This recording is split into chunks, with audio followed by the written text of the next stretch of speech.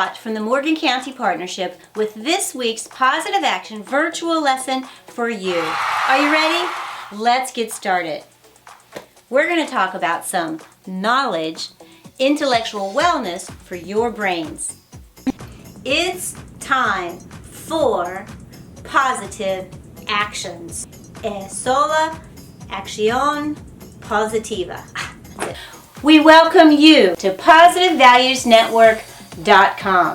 Morgan County Partnership is so excited to have you with us today. Whether you are at home for virtual or remote school, maybe it's distance learning, or you might be in the classroom with your teacher or social worker or counselor, or maybe you're at home or in the workplace even. The Morgan County Partnership is so glad to have you with us this week for the Positive Action Value. Now, here's what we're going to do today. We're going to talk about a new positive action value word. We're going to take a look at a positive action activity, and we're going to get a chance to talk about why positive actions are so important. Are you ready? Let's get started. This week for our positive action virtual video, we want you to watch the following TED Talk with a really interesting new word called multipotentialite. Are you a multipotentialite? What is that, you might be asking? Well, super scholars, watch this video. It's a TED Talk, and I want you to consider the question, what do you want to be when you grow up? It's going to take some knowledge, isn't it? Are you a multipotentialite? I know I am, and it's okay. Let's watch this video, and then we're going to talk about it.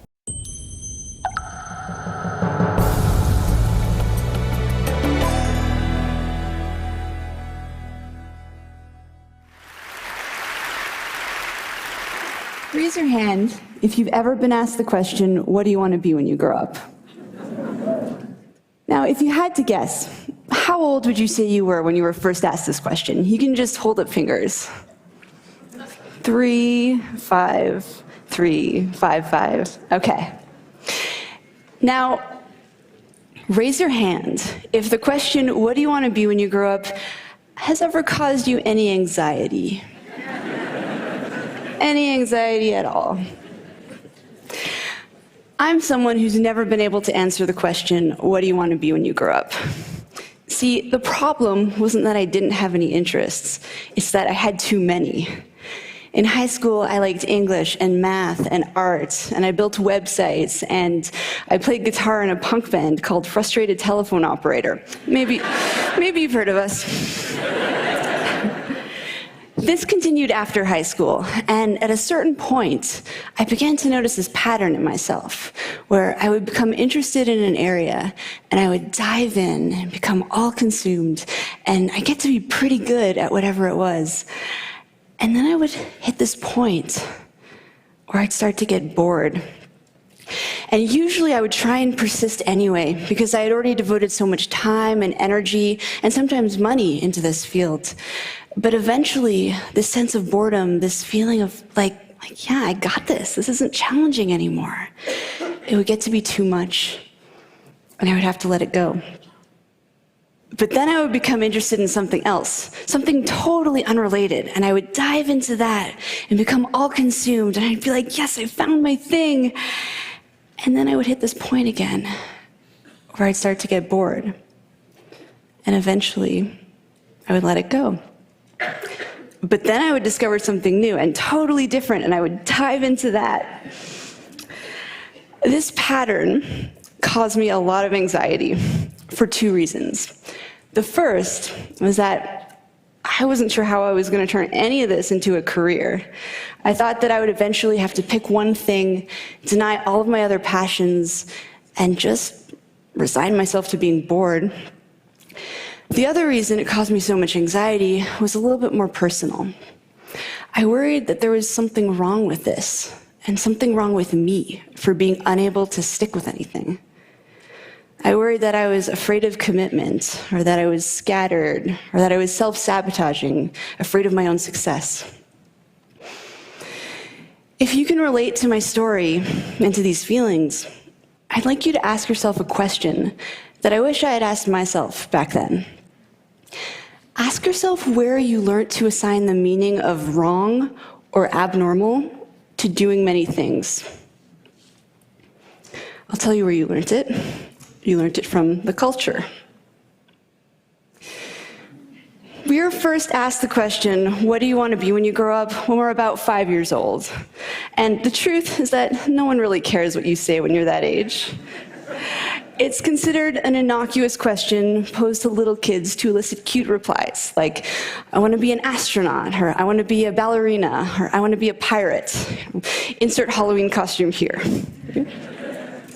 But this question gets asked of us again and again as we get older in various forms. For instance, high school students might get asked what major they're going to pick in college. And at some point, what do you want to be when you grow up goes from being the cute exercise it once was to the thing that keeps us up at night. Why? See, while this question inspires kids to dream about what they could be, it does not inspire them to dream about all that they could be. In fact, it does just the opposite. Because when someone asks you what you want to be, you can't reply with 20 different things. The well-meaning adult will likely chuckle and be like, oh, how cute, but you can't be a violin maker and a psychologist. You have to choose. This is Dr. Bob Childs. And he's a luthier and a psychotherapist. And this is Amy Ung, a magazine editor turned illustrator, entrepreneur, teacher, and creative director. But most kids don't hear about people like this. All they hear is that they're going to have to choose. But it's more than that. The notion of the narrowly focused life is highly romanticized in our culture. It's this idea of destiny, or the one true calling. The idea that we each have one great thing we are meant to do during our time on this earth, and you need to figure out what that thing is and devote your life to it. But what if you're someone who isn't wired this way? What if there are a lot of different subjects that you're curious about and many different things you want to do? Well, there is no room for someone like you in this framework. And so you might feel alone. You might feel like you don't have a purpose. And you might feel like there's something wrong with you. There's nothing wrong with you. What you are is a multi-potentialite.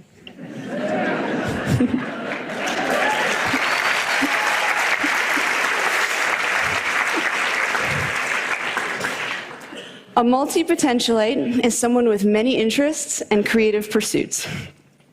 It's a mouthful to say. It might help if you break it up into 3 parts: multi-potential and ite. You can also use one of the other terms that connote the same idea, such as the polymath, the Renaissance person. Actually, during the Renaissance period, it was considered the ideal to be well-versed in multiple disciplines.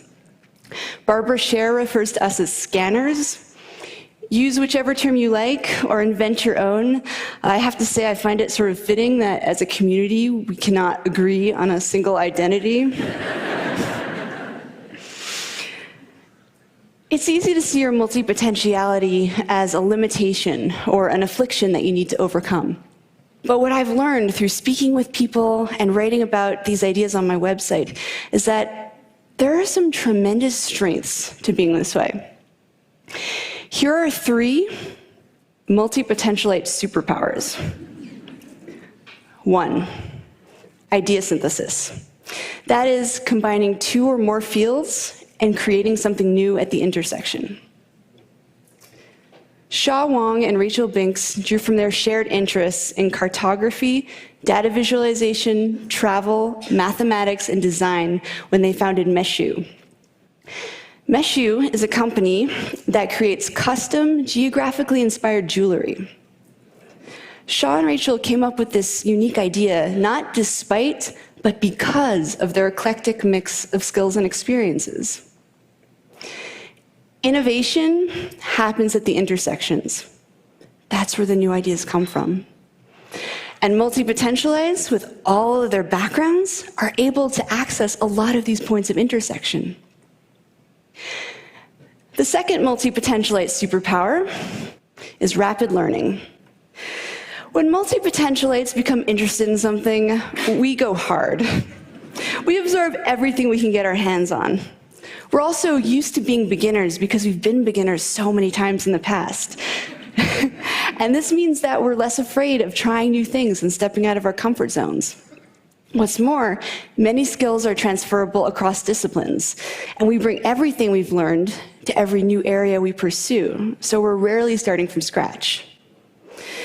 Nora Dunn is a full-time traveler and freelance writer. As a child concert pianist, she honed an incredible ability to develop muscle memory. Now she's the fastest typist she knows. Before becoming a writer, Nora was a financial planner. She had to learn the finer mechanics of sales when she was starting her practice, and this skill now helps her write compelling pitches to editors.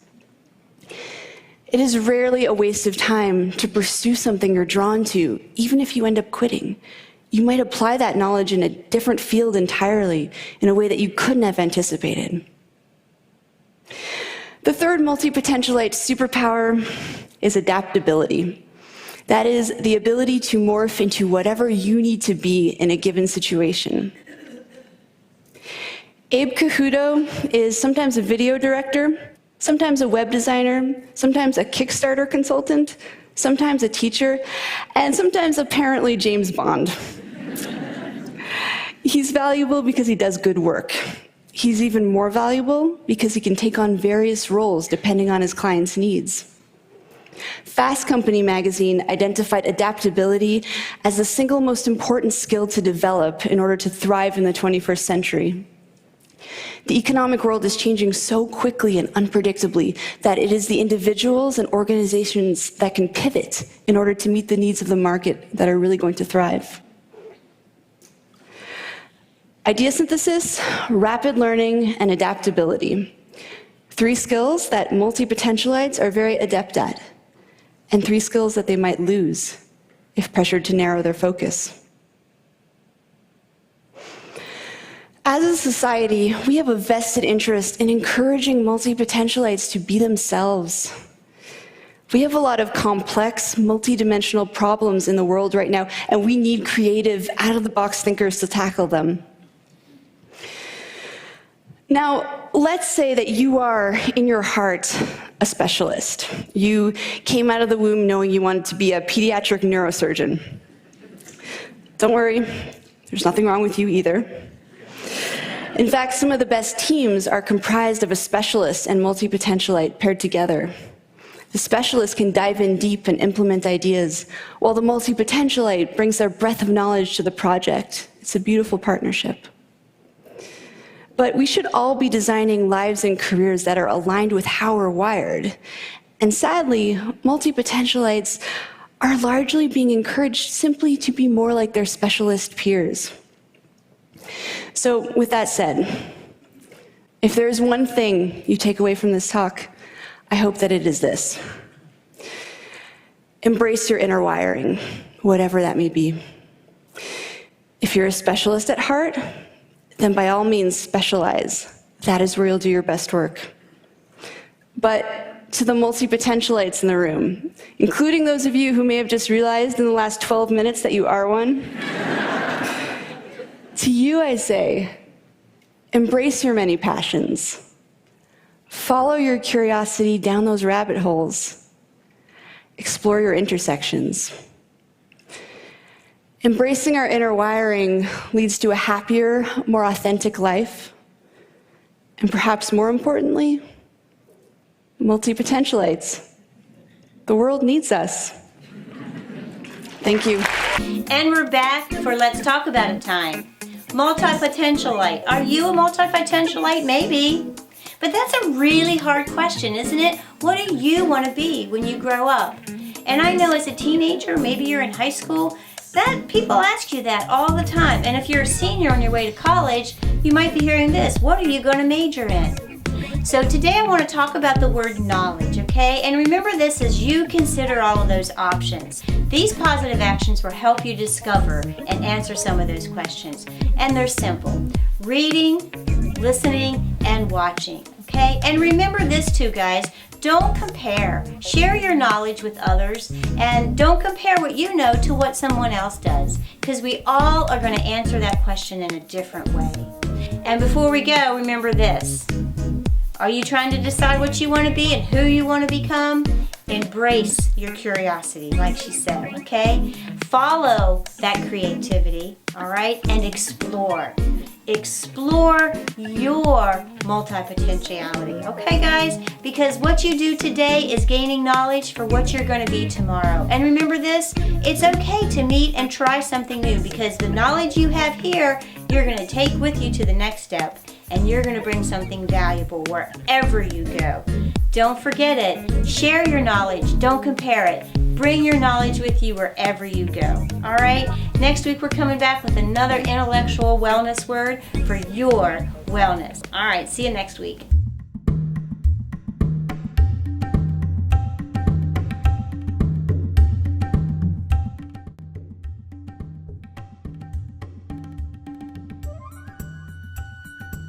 Pull the material page and print the knowledge activity for this week. Or grab a sheet of paper. You'll need a pair of scissors and cut to a square. Now on our activity page, just follow along with Miss Shema and cut along the lines, and you'll have a square. A square is equal sides to make your origami heart. Or you can cut out your own piece of paper and follow along with Miss Shema. Are you ready? First, take the bottom corner, fold over to the top so that the color is on the outside. Open again, and then do the reverse. Take the bottom corner back to the top and make a crease. And when you open your paper, you'll see the folds make a line. Now, take the bottom point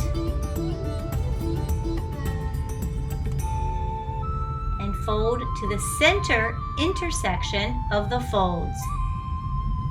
Good job. Turn your paper and bring your bottom point to the top line as Miss Shema does. Awesome. Now here's a tricky fold. You're going to bring the angle to the center, sort of looks like an ear, and make a crease. And if you get confused, just stop, pause, or rewind. Now take the left side to the center and crease. You're almost done. Now turn over your origami. You're going to make some more creases. First on the left, now on the right, and finally on the top, you'll fold down each point. You guys are doing a great job. Now turn over and look, an origami hot. Thank you, Miss Shema, for sharing some knowledge on how to make origami. Origami is an ancient Japanese skill of folding paper. We watched, we read, and we learned.